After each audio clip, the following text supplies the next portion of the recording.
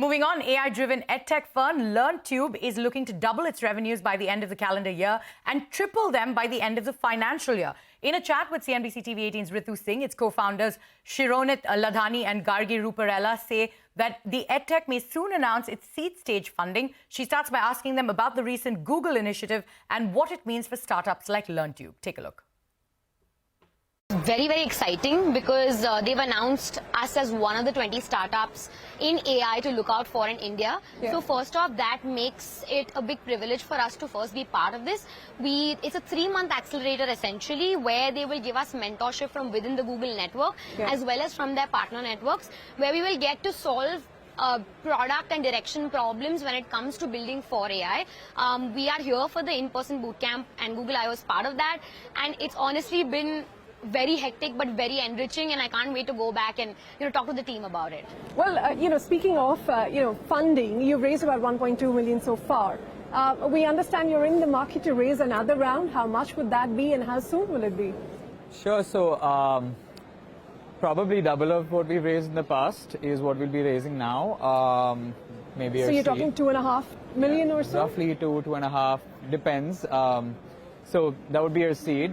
We've done a pre-seed before. We're already backed by, Unitas. We're backed by the founders of Edmodo and Udemy, the guys who we're sort of now competing with.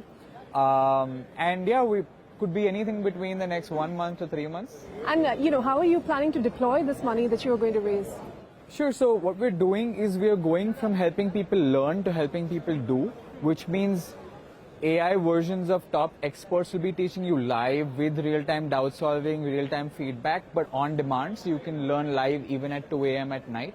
Yeah. So powering that technology, the AI which talks to you in your own language. So the investment is going to go into technology to build the product? Into product, into scaling distribution and marketing. Speaking of distribution and market, of course, it's a completely online product, so there's no hybrid physical geography per se that we're talking about here. But you've reached out to 1.4 million users so far. Yes. In terms of trends that you're seeing in these users, where are they coming from? Are they outside of India as well? What is your target sort of customer? So if I talk about our target broadly, there are 2 categories of users. One is the early career student target, which is the 18 to 25-year-olds.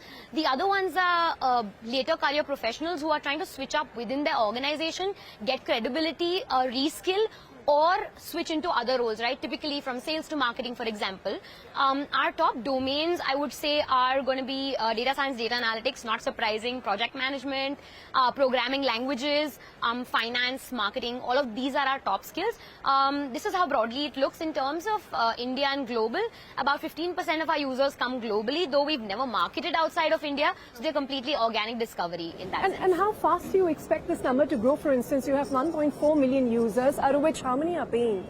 So we now convert about 10% of them into paying users, so about 1 lakh are now currently paid. Okay, and how are these expected to grow from here on? What are your targets? So we're growing at, we're adding about 1 lakh new users every month. So that's how fast we're already growing. So about 15 to 25% month on month.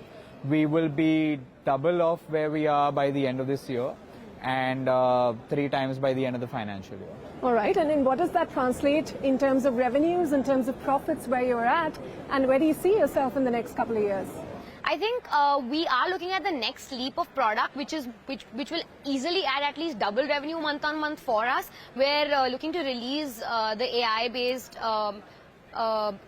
product in about the next 3 months. I think that's how we're looking at the progress here on. Tech really has been in the news for all the wrong reasons, because one of the large players now, facing a bankruptcy trial. I just wanted to understand what the startup community in the edtech space is making of it, and whether you think it is going to affect the funding environment, especially for players like you that are going to raise the money very soon.